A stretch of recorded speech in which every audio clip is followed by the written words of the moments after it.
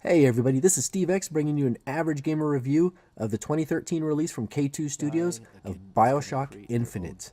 This is the third installment in the Bioshock franchise from K2, and if you've played Bioshock 1 or 2, then you know that K2 Studios has a knack for creating an incredibly rich and unique storyline and environment for you to explore and experience.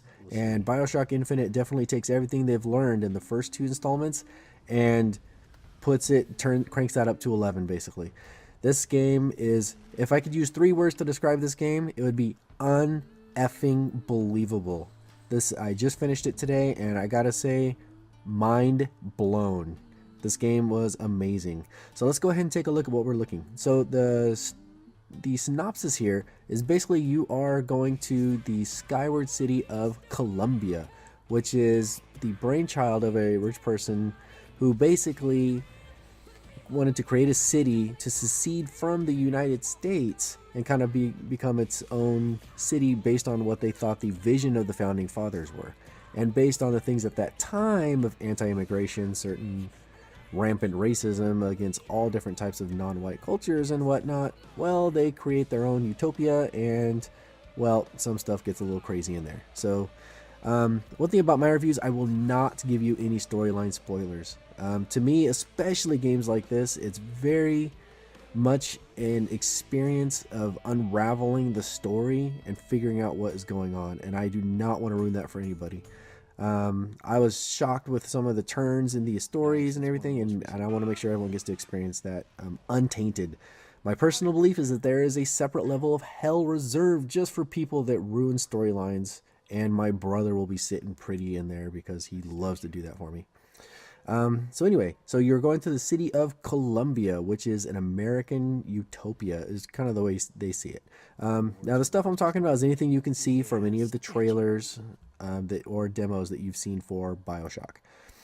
And you are going to meet a person named Elizabeth that you are trying to help in some way. And crazy things ensue. You figure out what's going on with her, what's going on with the city and the founder, and you meet lots of people, and it gets crazy. And then there are big crazy plot twists and turns, and at the end, mind equals blown. So let's look at the review here at the technical aspects. So first of all, graphics. I'm going to look at graphics and environment together. So first of all, graphics are right on par with what you'd expect from a current gen console game. And by saying that, what I mean is, I think we've all come to realize that the current consoles, PS3, Xbox 360, I played on 360, that there's a certain level of detail that you just cannot achieve on the game with in-game graphics. Things like skin textures and everything like that. It's like there's certain stuff like you're just not going to get all of it. So in saying that, the game it looks a little cartoony. So they're not necessarily going for realism, but what they do create in that look and feel that they've created, it definitely works well. The engines work, the movements are nice and crisp, everything seems to work right. But it's the creativity, the originality of the environment. That's what's going to blow you away when you see this game. It's not going to look quite as crisp as like a Battlefield 3 with their Frostbite engine, but what you do see is just absolutely amazing. So on that aspect, from the graphics content, primarily due to the originality of the flying city that you are in, I would give this a 9.5, about as high as I can go on there. Moving on, let's talk about sound and voice acting. Voice acting I grouped together with sound. So sound works pretty well. The environments are nice and creepy when you need them to. There's little music and everything that comes in to let you know when action's going to happen. Little cues that we're used to in most games. But the voice acting itself is top notch. Every single character that you see has the right accents. They sound from the period, the dialogue, and the voice acting and everything is great. Your counterpart in here with Elizabeth and Booker, the two primary characters that you're talking with the whole time, you believe everything they're saying and you feel it, and it's just right there. So with the voice acting alone, I'd say the sound is a 9 because it's great and primarily carried by the acting itself. Now next, let's look at story and originality. It's a Bioshock game, and I don't know how else to say it. This is a 10. This is a perfect 10. This is one of those amazing stories. The uniqueness of being in a flying city and trying to unravel what it is you're trying to figure out, and the twists and turns that you come up against, it's just absolutely amazing. The types of characters and everything that throw in there are just incredible. You will be surprised at every turn. And there are times in the story where I find, well, let's just say early turn of the century, you're not too far off from the Emancipation Proclamation, and let's say some people aren't too happy about slavery things. So there's certain things with racism and immigration that come to light, and there are times I'm looking at this like, what the hell? How can they put that in a game? And the fact that certain things made my skin crawl on a moral level, that I loved it. I loved every second of it. So with all of those aspects in there, and not to mention a whole ending sequence and story where every single thing you thought you knew is going to get flipped around, and multiple times along the way, keep you guessing, and just give you an ending that you will not believe. So with all of that put together, it has to be a 10. This is one of the few games I would give a 10.